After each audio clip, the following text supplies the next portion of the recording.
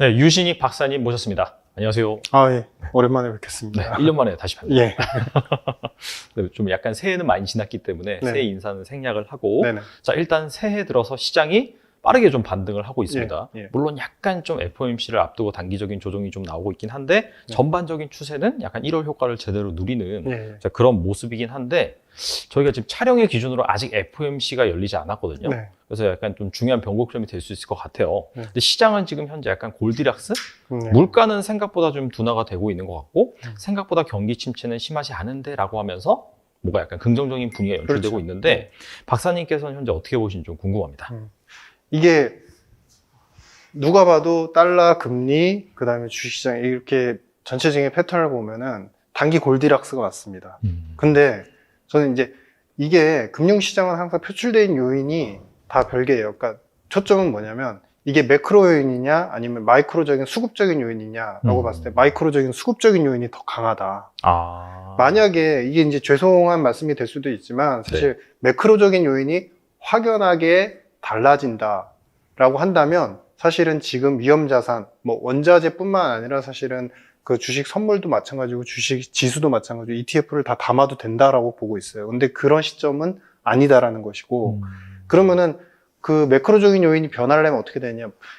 결론은 그 결자 해지라고 미국의 부채 한도가 잘 해소가 돼가지고 금리 인상으로 부러뜨린 매크로의 환경을 다시 재정으로 보완하면서 재정 부양을 하는 경기 부양하는 스탠스가 명확하게 확인될 때 매크로 요인이 확인이 된다라고 봅니다.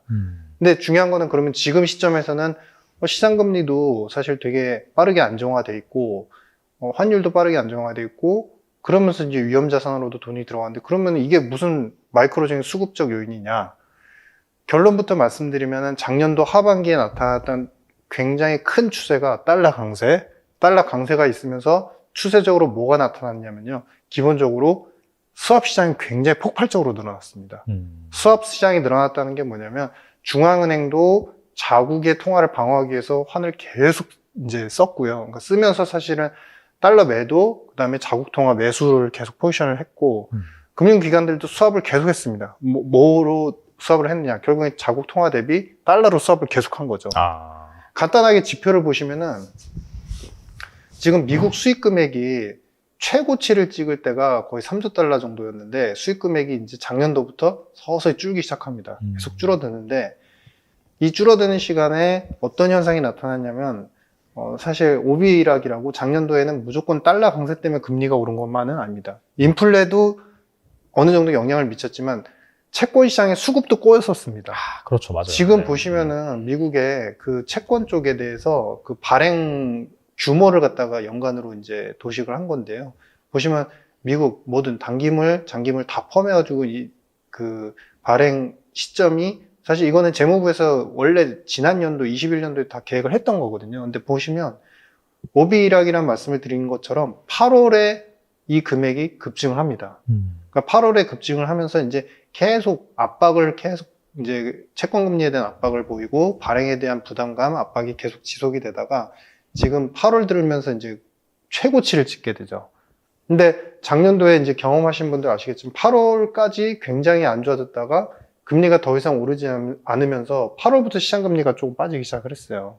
안정화되기 시작을 했죠. 근데 그 포인트가 지금 채권 발행 시장에서도 하나 포인트가 있었고 그러면 두 번째는 뭐냐면은 작년도에 뭐 우리가 달러는 페어와이즈 통화죠. 그러니까 달러 대비 엔달러가 있고 달러 대비 파운드가 있고 달러 대비 유로가 있고 다 지난번에는 사실은 다 약세였습니다. 근데 그럼 작년에 가장 많은, 그러니까 이거는 어떻게 보면 수급적인 요인이긴 하지만은 마이크로적인 요인도 사실 굉장히 무시 못하는 중요한 요인이기 때문에 달러 대비해서 가장 많이 팔았던 통화 그리고 거래량이 가장 줄은 통화가 어디냐? 바로 유로 쪽입니다. 이게 BIS 자료인데요. 보시면은 주요 이제 우리가 중기축 통화를 기준으로 봤을 때 지금 유로, 달러로 했을 때 유로에 대한 기본적인 거래량이 사실 22년도에 달러 대비해서 19년도 대비해서 확연하게 줄는 게 확연하게 이제 보실 수 있겠습니다. 물론 이제 기타 마이너 통화들도 줄어들긴 했는데 사실상 GBP 같은 경우는 우리 파운드 같은 경우는 그렇게 줄진 않았었어요. 그러니까 19년도와 22년도를 비교해 봤을 때. 물론 이제 거래가 매수 매도가 다 잡히기 때문에 그러면 이게 어느 쪽에서 줄어들었냐 이제 볼 수는 있겠지만 결론은 뭐냐면은 이쪽 한쪽 통화로 그러면은 원 커런시로 이렇게 우리가 나래비를 다 세어보면은 지금 유로화가 어떤 통화 대비해서든지 간에 19년도와 22년도를 비교해 보면은 가장 거래량이 축소가 되는 것을 확인할 수 있다. 그러니까 이 이야기인 즉슨 뭐냐면은 작년도 연말까지, 그러니까 사실은 정확히 표현하면 작년도 한 3, 4분기까지죠. 8월 근처쯤까지. 그때까지 채권 시장의 수급이 굉장히 꼬였었고, 두 번째는 유로화를 갖고 있는 국가 혹은 중앙은행 기업들 입장에서 달러로 수합하는 수요가 굉장히 많았습니다. 그래서 그런 것들이 자금 시장을 갖다가 병목화시키면서 망가뜨리는 현상이 나타났는데, 그게 지금 어찌됐든 우리가 그 인플레이션율 자체가 어느 정도 예상 범위 내에서 움직이고 있다 보니까 이 과도했던 달러에 대한 수요들이 좀 축소가 되면서 수합 시장이 좀 축소가 됐고, 수합 시장이 축소가 되면서 어떤 이제 형태가 나타나냐면 수합 시장이 안정화되다 보니까 이제 그동안에 많은 이제 중앙은행들도 매도를 많이 했고, 사실은 국채, 특히 미국채를 많이 매도를 했었는데, 그 미국채를 매도한 다음부터 어떤 현상이 나타나냐면 포트폴리오상 많이 비워졌어요. 많이 비워진 상태에서 그때부터 다시 중앙은행들은 항상 포트폴리오 기준으로 갑니다. 무엇인가 수익을 내기 위한 방편으로 가지 않습니다. 미국채를 많이 비웠다가 미국채를 다시 사기 시작했고, 동시에 무엇을 사냐? 기본적으로 그 금을 같이 동시에 구매를 하기 시작합니다. 왜냐면은 작년도에 상대적으로 금값 자체가 많이 빠졌기 때문에 비중으로 보면은 상당히 많이 떨어진 상태였거든요. 그렇기 때문에 금의 수량을 많이 채우면서 비중을 다시 채우고 있고, 미국채를 많이 채우고 있는 그런 형국이기 때문에 지금 기본적으로 나타나는 현상이 미국채 시장금리가 빠르게 안정화되고, 두 번째는 금 가격이 빠르게 올라오고, 그러면서 위험자산 쪽으로 사실 우리가 이제 그 원자재뿐만 아니라 그 주식시장으로까지 자금이 많이 들어가고 있는 상태다. 근데 이러한 현상의 기저에는 그럼 매크로 요인으로는 무엇을 볼 수 있느냐? 매크로적으로 보면은 인플레가 지금 예상치 범위에서 크게 벗어나지 않는다는 전제를 깔고 갑니다. 그러니까 그런 부분을 감안해 보면 지금 상황에서는 이제 인플레이션율 자체가 예상치 대비 크게 부러지지 않는, 그러니까 너무 과도하게 최소 0.5%포인트 이상 이제 예상치를 상회하지 않는 이상은 이런 환경은 그렇게 크게 꺼지지 않을 거다. 특히 IB 중에서 JP모건 같은 경우 지금 채권에 대한 수급이 굉장히 많이 들어와 있어요. 작년도 하반기부터 계속 많이 샀었거든요. 근데 그런 JP모건 같은 그런 IB들 입장에서도 사실 최근에 이제 좀 약간 불리시하게 이야기를 하고 있는데, 그 불리시하게 하는 이야기들은 그들의 입장에서도 그 손해볼 게 없다. 왜냐하면 채권을 많이 사놓은 상태에서 불리시하게 계속 얘기를 하면은 금리를 하향으로 더 만들면서 주식시장을 또 이제 롱으로 만들 수 있거든요. 그러면 혹여나 침체 요인 때문에 경기 체력이 약화된다든지 아니면 기업 이제 실적이 너무 많이 부러진다든지 그렇게 돼서 이제 주식 쪽에 대한 포지션의 손실을 보더라도 채권 쪽에 대해서 계속 이제 침체기 때문에 더 내려야 된다, 인하야 된다, 이런 방향이 이제 결국엔 통하기 때문에 그들의 입장에서는 수급적으로 봤을 때도 전체 포트폴리오상 수익이 안 날 수가 없는 구조가 됐다. 그러니까 이러한 수급적인 요인을 우리가 마치 두 가지 큰 요인, 매크로가 생각만큼 나쁘지 않다. 그거 인정합니다. 그게 맞습니다. 그리고 특히 거기서 특징은 유럽이 침체 정도가 상당히 약했다. 굉장히 둔화 속도가 완만한 상태다.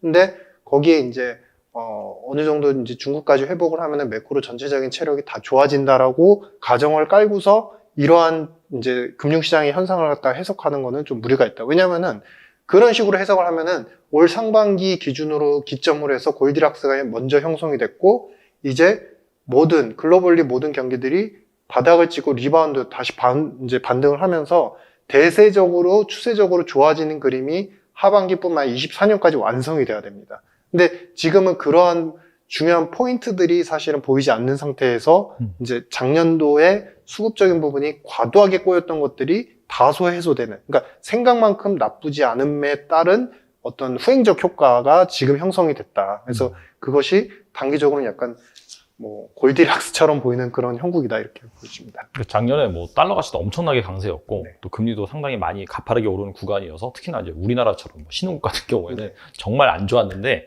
그런 것들이 다소 좀 완화되면서 수급적으로 외국인 자금도 들어오고 거기에다가 그렇죠. 또 유럽 같은 경우에 생각보다 온화한 날씨, 네. 에너지 위기가 좀 덜 고조됐고 그다음에 중국에서 또 리오프닝 이런 또 퍼즐들이 맞춰지다 보니까 그렇죠. 맞습니다. 좀 이렇게 들어온 측면이 있으나 네. 이게 이제 결과적으로 마이크로한 요인이고 네. 결과적으로는 이 경기가 사실 생각보다 안 좋은 거지 둔화되는 건 맞고 그렇죠? 네, 그렇죠. 그런 부분이 있고 그 다음에 앞서 말씀해 주신 것처럼 뭐 부채 한도 네. 그런 이슈도 어느 정도 조정돼야 되는 부분이 있기 때문에 이런 것들이 해소되지 않고서는 추세적으로 가기 힘들다 그렇죠. 그렇게 이제 보시는 거잖아요. 맞습니다. 이게 지금 뭔가 추세적으로 완화 기조를 보이기 위해서는 사실 정책적인 요인이 좀 해소가 돼야 됩니다. 근데 그러면은 지금 금융시장, 특히 위험시장의 이제 주식시장 측면에서 봤을 때 그러면 어떤 방향을 보냐? 저는 여기서 그렇다고 더 크게 나빠질 것도 아니라고 생각을 합니다. 왜냐하면 이미 작년도에 안 좋아질 부분에 대한 것들이 자금의 어떤 그 경색 부분과 같이 맞물리면서 나타났기 때문에 경기가 매크로가 악화되면서 수급도 빠르게 악화가 됐기 때문에 작년에 많이 반영했다는 부분이 이제 맞는 것 같다라는 생각이고 다만 올해는 사실은 기조적으로 계속 좋아지기보다는 좋아진 상태에서 변동성이 그렇게 크지는 않을 거다. 그러니까 주식시장도 금리, 채권금리도 여기서 변동성이 또 갑자기 위로 뭐 4% 이상 이렇게 올라가진 않을 거다. 근데 이제 한 가지 저 포인트로 말씀드리고 싶었던 거는 올해 초에 제가 작년도에 이제 나왔을 때 올해 초에 금리가 한 번 더 오르면 그때는 꼭 사셔야 됩니다. 채권이라고 얘기를 했는데 올해 그 작년 좀 빠르긴 했어요. 작년 연말에 3% 중반대 갔다가 이제 미국채 10년물이 3.89까지 다시 튀어 오르다가 4 언더에서 다시 빠르게 지금 이제 떨어져서 3.5, 3.6 왔거든요. 근데 사실 그 시점이 저도 이제 디테일하게 신이 아니다 보니까 그 시점은 아주 정확히 못 잡았지만 이제 작년도 하반기에 다시 리바운드가 나왔을 때 이미 금리는 시장 금리 자체는 고점을 많이 형성했던 것 같다라고 생각을 하고 있고요. 그래서 이게 결국에는 이제 매크로적인 요인까지 결부가 돼서 시장 전체적으로 좋아지고 우리가 개선이라는 흐름을 이야기하려면 첫 번째로 제가 말씀드렸던 결국에는 부채 한도 협상을 갖다가 잘 해소를 해서 그 해소가 된 다음에 미국이 재정으로서 금리 때문에 핍박받고 압박을 받은 그 제조업 경기와 그들의 이제 설비 투자 감소 부분을 재정으로서 보완해서 어느 정도 그 하단을 경기 방어를 좀 해준다는 신호가 명확히 나와야 되는 것이고요. 두 번째는 지금 우리의 한국 쪽으로 돌아와서 한번 살펴보시면 생각해 보시면 우리 같은 경우는 미국을 중심으로 해서 치포가 이제 그 결성이 되었고 그래서 우리가 반도체가 지금 경기 자체는 계속적으로 악화되는 일로 있지만 현재 상태에서 연맹, 동맹을 좀 잘 이렇게 형성을 하게 되면 구도를 형성하게 되면은 우리 기술력으로 뭔가 뚫고 나갈 수 있는 돌파구가 있을 거다라는 게 이제 약간의 기대감인데 그 부분이 정리가 확실하게 되어야 됩니다. 왜 그 부분이 확실하게 정리가 되어야 되느냐 이 말씀을 드리자면 사실 최근에 미국이 그 중국을 겨냥해서 여러 가지 이제 그 중국 특별감시위원회를 공화당에서도 이제 설립을 했고 구축을 했고 그다음에 미국 국무부에서도 중국에 대한 감시를 특별하게 한다라고 이제 선언을 하면서 키워드가 안보, 기술, 지재권, 그다음에 그 정치적 위협 이런 이 키워드로 중심으로 해서 이 반도체가 중국이 더 개발이 되고 반도체 기술이 나아지면 중국이 언젠가 이 반도체 기술을 이용을 해서 미국을 갖다 위협하는 수단으로서 도구로서 쓸 것이다 라고 이야기를 하고 있어요. 그러면서 결정적으로 여러분들 다 아시는 것처럼 미국이 세부 항목별로 시스템 반도체를 수출을 중국에 대해서 금지하겠다라고 발표했는데 항목별로 금지한 항목들을 갖다 더 구체화가 나오고 있습니다. 근데 지금 이 상태에서 기술만 보면은 한국이 굉장히 빠르게 발전을 했고 굉장히 좋다라고 저도 느끼고 있습니다. 이제 여러 이제 산업계 업계에서 얘기를 들어보고 근데 중요한 거는 핵심은 뭐냐면 지금 기술의 문제가 아니라 관계의 문제에서 우리가 고래등 싸움에 지금 새우등이 터지고 있는 격이다. 근데 고래등 싸움에 새우등이 터지고 있는데 옆에 있는 가재, 즉 일본이 거기다 꼬집고 있는 상태인 겁니다. 왜 이 말씀을 드리냐면 우리가 다 아실 겁니다. 이제 우리 저기 시청자 여러분들 굉장히 공부 많이 하셔서 다 아실 텐데, 중요한 거는 중국이 결국에는 반도체 쪽에 데이터 센터라든지 아니면 컴퓨터를 만들든지 아니면 IT 제품을 만들 때 시스템 반도체가 필요하고 메모리가 필요하고 이제 데이터 센터는 서버까지 필요하죠. 근데 중요한 건 핵심은 이 가장 상당히 시스템 반도체, 미국 뭐 인텔이라든지 미국 주요 이제 시스템 반도체 기업들한테 수입을 하는 부분들이 막혀버렸어요.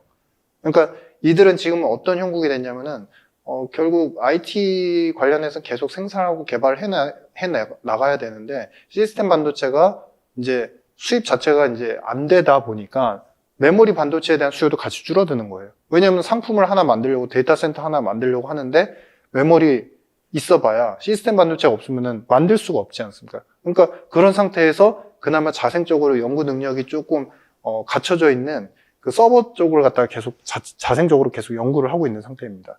그래서 이런 부분들이 반영이 되면서 작년도에는 중국 경기가 딜해버린 상태이다 보니까 안 좋아서 반도체 수출이 안 됐다라고 하지만 그게 올해 들어면서부터는 구조화될 가능성이 크다. 특히 지금 우리가 치포 얘기를 하지만은 한국의 대중 수출 금액하고 그러니까 미국의 대중 수출 금액, 그리고 세 번째가 일본의 대중 수출 금액인데 이 금액이 최근 숫자를 보시면 다 이제 일본도 마찬가지고 일본은 이제 소재 쪽을 많이 수출을 하는데 거의 2016년도까지 다 줄어들었습니다. 금액 자체가. 근데 여기서 좀 미국도 많이 줄어든 건 사실이에요. 근데 중요한 거는 미국은 손해볼 요인이 별로 없습니다. 미국 같은 경우는 대중 수출, 기본적으로 미국이 대외 수출을 해서 그걸로 경제를 육성하는 구조가 아니라 기본적으로 미국은 이 수입을 통해 가지고 달러에 대한 수급 균형을 갖다가 맞추는 도구로서 쓰지 그걸로 인해서 경제를 살리는 데 목표를 두지는 않거든요. 그래서 뭐 그 얘기는 이제 달러와 그다음에 채권 시장 그리고 그 원유 구매 뭐 이 트릴레마로 계속적으로 균형을 조절하면서 그들이 원하는 달러 가치를 계속 이제 보존을 시킨다 뭐 이런 논리인데 핵심 뭐냐면은 그 일렉트로닉 그러니까 미국의 중국 관련된 수출 그 품목을 보시면요. 그 전기, 그 다음에 핵융합 반응, 그 다음에 오일시드, 그 다음에 뭐 소이빈, 대두 뭐 이런 것들로 보시면은 이 첫 단위 숫자만 보시면 거의 10%대로 다 쪼개져 있어요. 그러니까 한 품목에서 어느 정도 약간의 대중 수출이 미국 입장에서 손해를 봐도 그렇게 타격이 크진 않아요. 그리고 일본은 그럼 어떠냐? 일본도 사실은 대중 수출이 많지만 일본은 미국하고의 비중이 거의 비슷해졌습니다. 그러니까 우리는 대중 수출이 25%인데 지금 미국의 대미 수출이 어느 정도 따라오면서 17% 정도 유지가 된다라고 하지만은 중국 같은 경우는 이미 대미 수출도 한 20% 수준이고 대중 수출도 한 20% 수준입니다. 그러니까 중국이 수입을 안 하고 이제 반도체 경기가 더 구조적으로 조금 더 악화될 소지가 1, 2년은 최소한 있을 것 같은데 그런 상태에서 품목별로 규모별로 봤을 때 일본이나 미국 같은 경우는 특별히 그렇게 큰 손실이 있지는 않는 상태라는 거예요. 근데 거기에다가 지금 일본에 대해서 여러 가지 이제 매크로적인 상황은 부정적이다라고 하는 부분은 저도 일부 있다라고 이제 생각을 하고 있지만 핵심이 뭐냐면 일본 같은 경우는 미국과의 교역이나 여러 가지 안보 정치적인 그런 협력 관계가 너무 단단해요. 여러분들 다 기억하시겠지만 2019년도에 트럼프가 미국에 대한 이제 그 제조업 회기, 그 리셔링을 계속 외치면서 그 미국에 수출을 하기 위해서는 우리한테 돈을 뺏어가려면 미국에 투자를 해라라고 하면서 계속 압박을 넣은 적이 있었어요. 근데 그때 아베 시절 때 그 투자 얘기가 나오자마자 자동차 IT 분야를 수천억 달러씩 투자를 갖다가 바로 협약을 맺어버렸습니다. 그리고 실제 시행을 했고. 네. 그러면서 일본과의 어떤 그 산업 생산적인 측면에서의 미국과의 일본과의 관계는 굉장히 돈독해져 왔고, 최근에만 보시더라도 일본이 지금 미국 대상으로 해서 소재 쪽이 가장 이제 이들은 메리트가 있기 때문에 소재를 수출을 많이 하는데 이제 장비까지 수출을 하겠다는 협약까지 맺고 있는 상태예요. 그런 상태에서 치포에, 그러니까 중국에 대한 수출을 갖다가 우리가 손실을 본 한국 입장에서 치포에서 뭔가 교역을 그리고 동맹을 단단하게 가지고 그 손실분을 메꾸기에는 오히려 미국과 일본이 더 접착점이 더 강해지고 있어서 우리가 낄 자리가 점점 소외가 되고 있는 상태다. 그래서 이런 부분들이 구조적인 리스크로 이제 표출이 되고 있기 때문에 이게 우리 한국 경제 입장에서는 결코 지금 단기간 해소될 일은 아니라고 생각합니다. 그래서 이런 부분들, 그러니까 이게 이제 글로벌하게 다시 한번 정리를 해드리자면 큰 정책으로 봤을 때는 미국의 재정이 결국에는 부채한도 협상이 지금 31조 4천억 달러까지 왔으니까 이거를 얼만큼 늘릴 수 있는지, 그리고 이것을 다시 재정으로서 경기를 갖다가 기업 경기, 특히 투자 심리가 악화된 부분을 어느 정도 보조해 줄 수 있는지에 대한 부분이 어느 정도 확연하게 답이 나와야 되고, 두 번째는 한국 같은 입장에서 이렇게 미세하게 정책적인 부분과 이 블록화 요인 때문에 우리가 압박을 받고 있는 구조에서 탈피할 수 있는 통로가 기술 외에도, 기술력은 훌륭하지만 그 외에도 교역 관계나 서로 간의 정치적인 동맹 관계에서 뭔가 풀려나가는 실마리가 보여야지 이게 기조적으로 좋아진다라고 판단을 할 수 있겠다. 이렇게 보고 있습니다. 확실히 반도체가 아무래도 우리나라 이제 수출에서 가장 큰 포션을 차지하기 때문에 방금 말씀하신 치포 관련해서 이 중국과 미국, 그다음에 일본 이 간의 관계 속에서 우리나라가 돌파구를 잘 찾아야지 사실 반도체가 올라야지 코스피가 오르는 거기 때문에 지금 뭐 사실 반도체가 많이 내려왔고 전점에서 뭐 바닥 다지고 반등했다 하더라도 이런 부분이 구조적으로 해결되지 않으면 좀 반등하기 힘드니까 그런 부분 잘 살펴봐야겠네요. 그리고 이제 매크로 이슈 아까 말씀하셔서 제가 이제 궁금한 거 추가적으로 질문 드려보겠는데 그 31조 4천억 달러 규모 부채 한도 협상 이거는 좀 약간 시장에서는 리스크로 잘 알려지지 않은 것 같긴 하거든요. 이게 이제 어떤 부분이 리스크인지 좀 말씀해 주시면 좋을 것 같아요. 그거죠. 그러니까 리스크는 딱 하나입니다. 오바마 시절에 부채 한도를 갖다가 실제로 계속, 그러니까 거의 8년 동안 늘리면서 얼마를 이제 부채를 늘렸냐면요. 10조 달러를 늘렸습니다. 그 전만 해도 한 자리 숫자였어요. 오바마 전만 하더라도 거의 8조, 9조 달러 요 정도 수준이었어요. 근데 그걸 갖다가 확 늘려놨고 그리고 나서 트럼프 오면서 트럼프 시대 때 얼마 늘렸냐면은 사실 거의 7, 8조 달러 늘려놨습니다. 그러니까 이게 이제 약간 미국은 어떤 형국이냐면 자기 정권이 됐을 때, 자기 정부가 됐을 때 부채 한도를 확 늘려놔가지고 그 돈 가지고 정책 실행할 거 시행하고 거기에 이제 트럼프 같은 경우는 그런 거 많이 했죠. 세제 혜택, M&A 혜택, 그 다음에 기업들한테 투자 혹은 이제 연구 R&D에 대한 또 베너핏으로 세제 혜택을 또 주고 막 이러면서 그러면서 세율이 오히려 높았다가 세율이 되게 많이 떨어졌는데 그 세율이 이제 떨어진 상태에서 기본적으로 유효세율 자체가 너무 낮아져 버리니까 거의 이제 10%대로 거의 낮아져 버리니까 그런 상태로 이제 오히려 세금은 걷어들이지만 다시 이제 공제를 해주거나 이제 베너핏을 주니까 10%대보다 더 낮아지는 형국이 나타나고 그러면서 법인세로 걷어들인 재정 예산 자체가 너무 줄어드는 거예요. 그러니까 계속 부채를 찍어가지고 기업은 성장을 하는데 국가의 부채는 계속 늘어나고 있는 그런 형국이고 거기에 추가적으로 기업들도 계속적으로 부채를 갖다가 이제 결국 회사채인데 발행을 하면서 계속 늘려온 것이고 근데 이번에는 우리가 경험적으로 봤을 때 이 2011년도에 미국의 국채에 대한 신용등급 전망 강등이 한번 되면서 그때 이제 금리가 단기간에 거의 3, 4%인가 급등을 했던 적이 있었죠. 그래서 그 이후로부터는 이 부채 한도 협상이나 이런 부분에 있어서 그 결론적으로 결국에는 공화당이든 민주당이든 협상을 원활히 해서 부채 한도를 늘려줘서 경기를 어느 정도 버티게 하는 그 예산 측면에서 불이익을 주면 안 된다.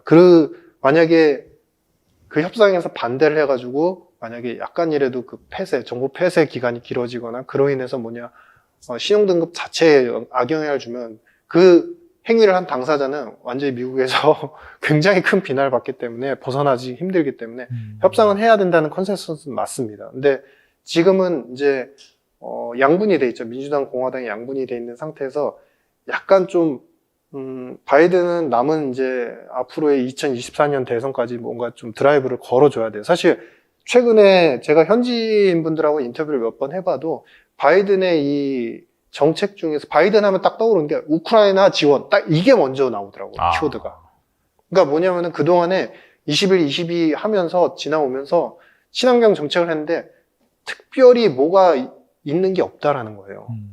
친환경 정책이라고 해가지고 우리가 막 뭐 이제 태양광도 얘기했고 막 여러 가지 되게 많이 얘기했는데 사실 뭐 전기차에 대해서도 뭐 보조금 얘기하고 뭐 되게 많이 했는데 아직까지도 미국 내에서 테슬라 자체는 전기차 중에서 브랜드 가치도 있지만 좀 비싼 차에 속해서 구매하고 싶어도 손쉽게 구매하기는 힘든. 그래도 어느 정도 연봉이나 소득이 돼야 되는 분들만 구입을 하는 차량으로 이제 인식이 되고 있거든요.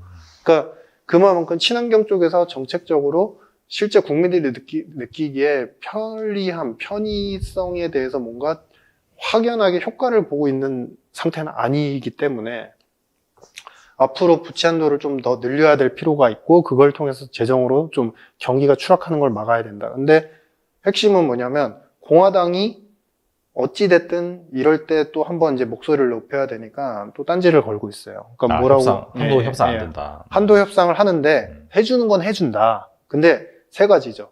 첫 번째, 지출을 좀 줄여라. 지출 항목을 줄여야 되는데 지출 항목 중에서 특히나 이제 핵심이 되는 게 우크라이나 지원을 이렇게 무분별하게 하지 말아라. 사실 그 부분이 일리가 있긴 있어. 왜냐하면 대통령 긴급 권한으로 이제 사인만 하면 넘어가는데 그 돈이 어디로 쓰여지는지 아직 사실 감시 기구가 없어요. 맞아요. 그래서 예전에 전쟁이 일어나면 항상 그게 이란, 이라크 전쟁 때도 계속 지원하다가 항상 그 감시 기구가 만들어지긴 했거든요.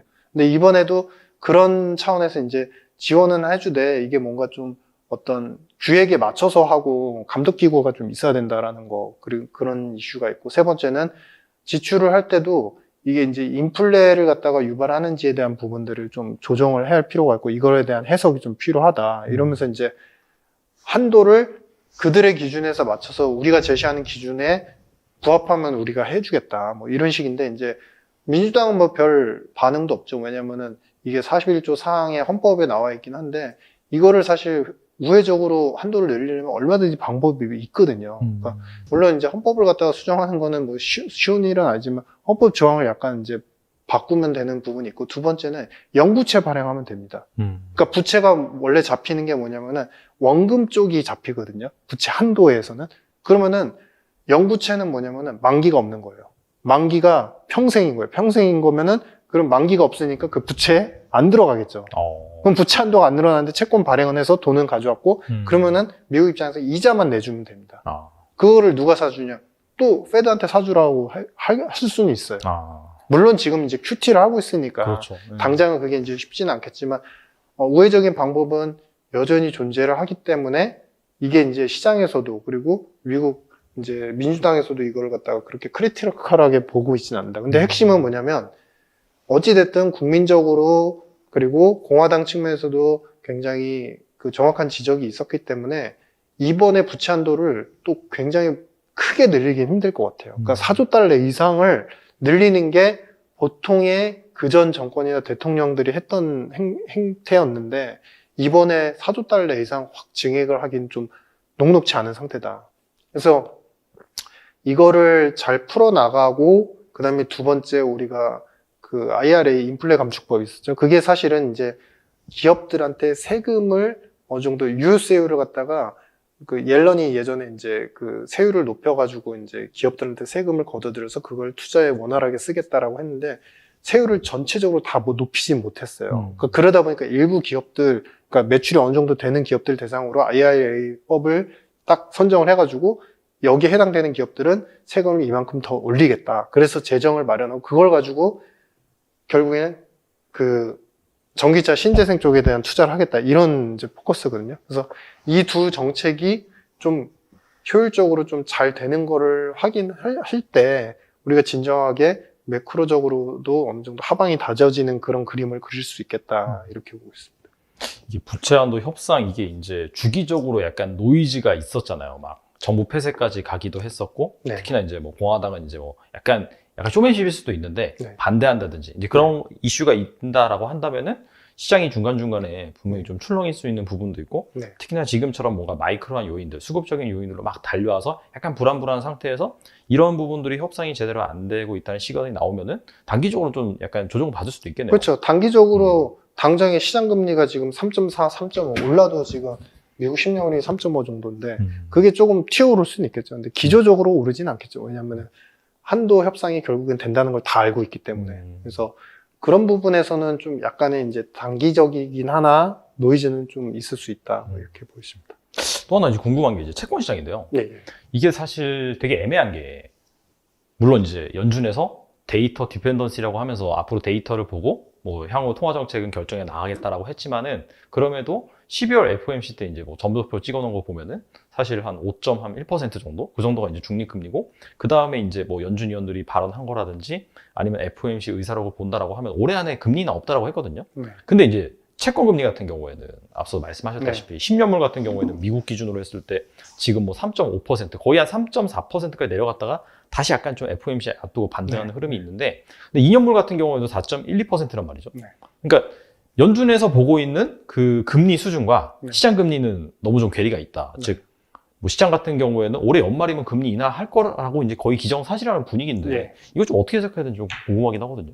이게 정말 어려운 부분인데, 첫 번째는 아까 수급적인 요인 때문에 이제 그런 이제 채권에 대한 수요가 나타나니까 이제 기준금리하고 갭이 생겼다는 거고, 거의 두 번째 포인트에서 제가 좀 수정을 해드릴 게, 네. 미국 페드는 중립금리를 아직도 2.5로 보고 있어요. 아, 그러니까 최종 중립금리, 그쵸. 중립금리를. 네, 네, 네. 그러니까 이 중립금리는 뭐냐면은 인플레가 더 이상 유발되지 않는 상태에서 자연 성장을 하는 수준에 적합한 미국의 기준금리는 2.5다인데, 그게 파월이 말은 그동안 되게 세게 했지만 정책적으로 시행을 갖다 그렇게 세게 안 했어요. 그래서 그런 거예요. 그러니까 뭐냐면 작년도에 금리를 올리기 시작을 하면서 우리가 틀렸다 어느 정도 인정을 해주면서 인플레가 공급적 쇼크 때문에 인플레가 과격화됐는데, 이 중립금리도 작년 22년 초 기준으로 22년도 하반기가 됐을 때는 중립금리 상향의 조정의 필요성이 있을 것이다라고 해서 우리가 중립금리가 시장에서는 3% 갈까? 한 3.5 갈까? 이렇게 예상했는데 그걸 아직도 고치지 않은 상태예요. 그러니까 그들은 아직도 현재 상황에서 미국에 적정하게 어울리는 금리는 2.5다라고 이제 지정을 해놓은 상태고, 그게 고쳐지지 않는 상태에 수급적인 요인까지 붙으니까 결국 그 중앙은행도 다른 이제 중앙은행이죠. 페드가 아닌 다른 중앙은행들도 마찬가지고 연기금 펀드들 이런 입장에서도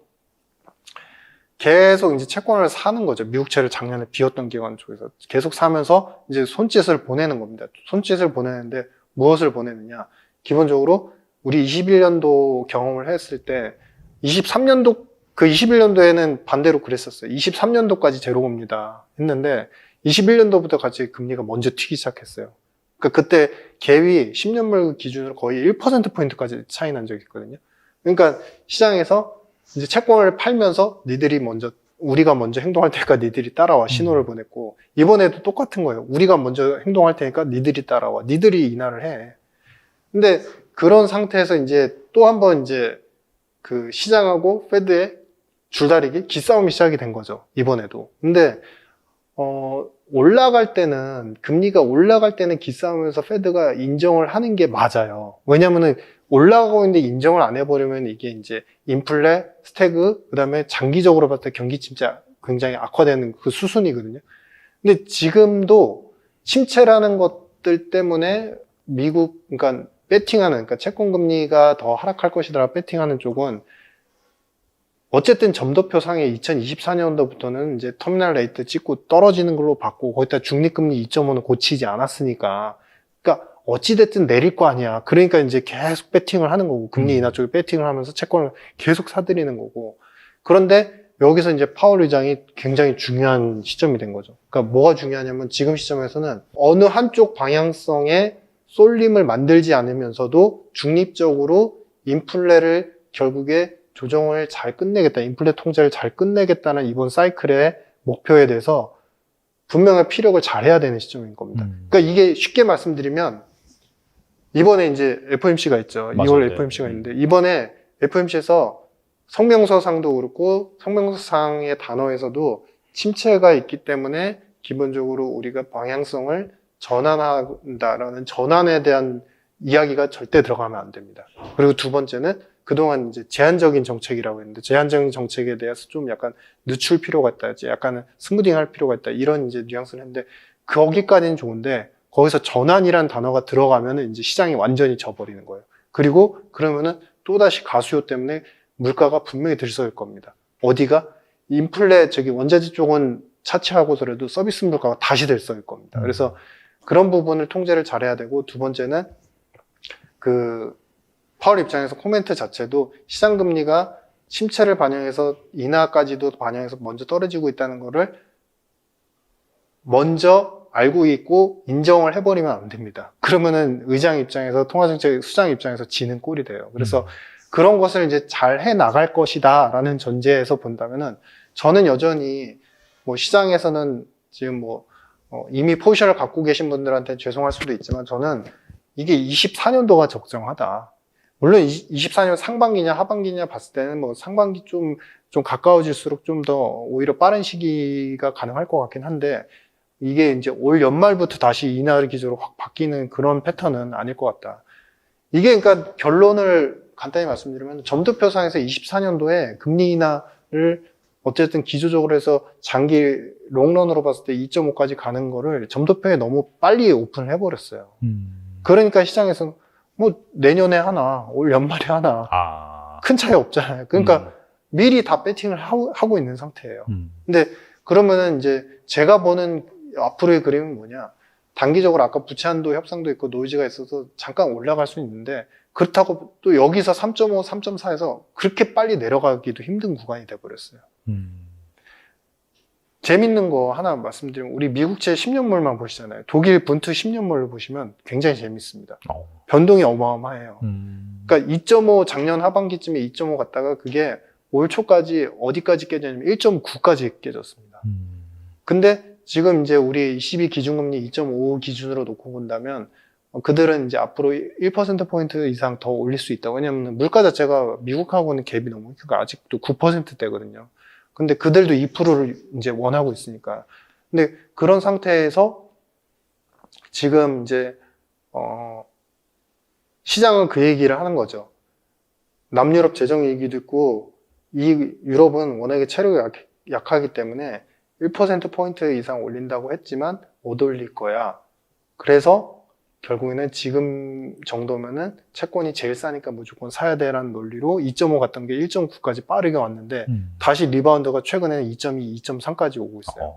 그러니까 이게 어떻게 되는 형국이냐면, 스토리는 살아있고 채권 시장에서의 기대감은 계속 살아있고, 연준 의장 입장에서 그리고 그 인플레를 보는 입장에서 봤을 때는 이건 과도하다. 이게 이제 계속 마찰이 일어나면서 이제는 적정선, 그러니까 위 아래로 보면은 좀 바운드를 좀 넓게 보면은 10년물은 위에 상단 4, 그러니까 3.98 정도 되겠죠. 그 네. 상단, 그 다음에 밑에는 3.4 혹은 조금 더 내리면 3.3. 여기에서 계속 이제 반복적인 행태로 가고 있다. 뭐 이런 그림입니다.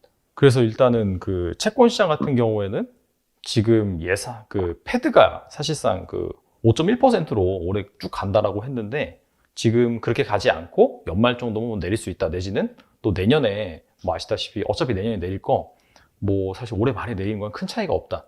그런 것들을 좀 고려를 하면서 금리가 좀 낮아진 측면이 있는데, 근데 중요한 거는 약간 연준 입장에서, 특히 파월 입장에서는 이게 이제 일반적인 인플레이션이 아니라 40년 만에 찾아온 약간 끈적끈적한 인플레이션이라는 그런 생각을 가지고 있고, 약간 좀 강하게 나가더라도 인플레이션을 잡는 게 약간 급선무다. 어차피 고용시장 같은 경우에 아직까지도 안정되고 있기 때문에. 그래서 약간 시장에서 우려하는 측면은 뭐냐면은 시장이 이렇게 희망회로를 돌리고 자산시장이 다시 막 상승을 하면은 인플레가 다시 살아날 수 있는 거 아니야? 라고 생각하면서 이런 시장의 기대에 찬물을 좀 끼얹을 수 있을 가능성이 충분히 있다. 이렇게 보는 것 같은데, 이건 어떻게 생각하세요? 그게 아까 말씀드린, 제가 여기서는 MMT를 좀 말씀을 드려야 될 것 같아요. 그러니까 이게 기싸움인데, 이 기싸움이 지금 이제 결국에는 미국의 금융기관하고 페드하고의 기싸움인데, 이게 지금 사실 무시 못하는 기싸움이 됐습니다. 그러니까 왜 이 말씀을 드리면, MMT가 우리가 기존에 우리가 이제 코로나 때 MMT 정책, 그러니까 현대 화폐 이론이라고 해서, 이 현대 화폐 이론은 뭐냐면 정부가 재정 지출을 해서 산업 쪽에 계속 투자를 하면서 실물을 살리는데, 거기에 있어서 보조적으로 백업을 하면서 채권을 사줄 수 있는 중앙은행의 그 역할 자체가, 그게 케인지안적으로 봤을 때도 합리적이다. 왜냐하면 그렇게 해서 경제가 살아나면 법인세를 인상을 해서 결국에는 재정과 예산이 다시 확보가 되기 때문에 재정 건전화와 경제를 좋게 할 수 있다라고 했는데, 이게 결론적으로 말씀드리면 그게 취지는 그랬는데 행태는 그렇게 안 됐습니다. 어떻게 됐냐면요. 그 행태가 어떻게 됐냐면 결국에 그 돈들이 재정으로서 풀려야 되고 산업에 들어가야 되는 돈들이 금융기관 쪽에 다 들어가게 됐고 상업은행들이 미국의 상업은행들이 핵심적으로 돈을 갖다가 굉장히 자산을 많이 가질 수 있게 됐는데 예전에 우리 그 글래스 스티걸 액트 기억나십니까? 모르겠어요. 그러니까 뭐냐면은 금융기관에 돈이 너무 많아서 서브프라임이 발생하고 나서 그 다음에 이 상업은행과 투자은행의 권역 분리를 해야 된다. 그러니까 상업은행에서 쌓여있는 머니, 쉽게 말하면 돈들이 투자은행으로 가서 이 투자은행의 돈들 가지고서 자산시장만 버블을 일으키는 거는 막아야 된다. 이미 서브프라임 때도 이런 행태가 나타났기 때문에 투자은행으로 돈이 흘러가서 자산시장을 갖다가 거품을 만드는 데 있어서 서브프라임 모기지 상품을 갖다가 굉장히 버블을 만드는 데 그 주요 포인트가 됐기 때문에 네. 그걸 막아야 된다라고 이제 선언을 했고 그 정책을 어느 정도 시행을 하다가 그 이후에 그 흐지부지 또 해소가 돼 버렸어요. 그러니까 그걸 어느 정도 풀어줘 버렸어요. 그러다 보니까 이번에도 비슷한 현상이 나타나는 게 지금 상업은행들이 돈이 상당히 많습니다. 미국의 상업은행들이. 지준율 인상을 굉장히 세게 해가지고 예전 같았으면은 지준율 인상을 통해서 상업은행의 자금 자체도 굉장히 많이 아이들 머니도 굉장히 많이 빨아들였을 텐데 그러지 못하고 있는 상태고 거의 그게 어디서 입증이 됐냐. 상업은행의 그 민간 대출 증가율 자체가 올해 1월 기준으로 첫째 주 기준으로 놓고 봤을 때 전년비 13% 증가를 합니다. 형태로 보면은 작년도 초반에 2조 9천억 달러 정도 상업은행 총 대출이 나갔던 금액이 2조 4천억까지 빠졌다가 지금 2조 7천, 8천까지 다시 올라오고 있어요. V자 리바운드가 나오고 있어요. 네. 근데 여기서 물론 이제 세부 항목을 제가 다 뜯어볼 수가 없어서 데이터가 그 부분은 공개가 안 됐는데 이 자금들이 더 어디로 갔을 것이냐. 분명히 투자은행으로 흘러가서 채권시장 구매 자금으로 굉장히 많이 쓰였을 것이다.